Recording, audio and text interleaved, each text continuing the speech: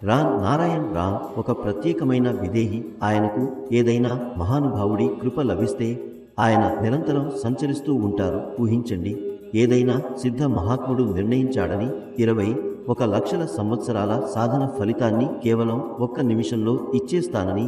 అప్పుడు ఆయన చూస్తాడు, ఈ విధంగా ఆటంకం కలిగించగలిగితే నాకు కూడా అదే లభించవచ్చు కదా అని. అందుకే ఆ మనుషులు కామం, ధనం మొదలైన వాటితో ఆటంకాలు కలిగించే వ్యవస్థను ఏర్పరచాడు. ప్రతి దేశము తాను ప్రత్యేకమైనది. నేను ఒకసారి కొండ ప్రాంతానికి వెళ్ళాను. అక్కడ ఎవరో నన్ను చూసి అన్నారు, మీ దేశపు ప్రజలు అసభ్యులు, ప్రకృతిని కప్పేసుకొని తిరుగుతారు.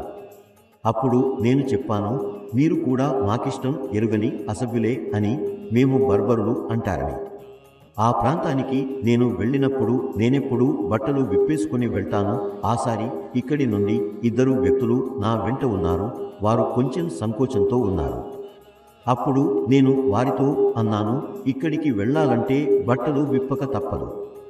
ఏమైనా కానీ వారు పెద్దగా సిగ్గుపడి వెనక్కి తగ్గిపోయారు. ఎవరినీ నేరుగా చూడలేకపోయారు.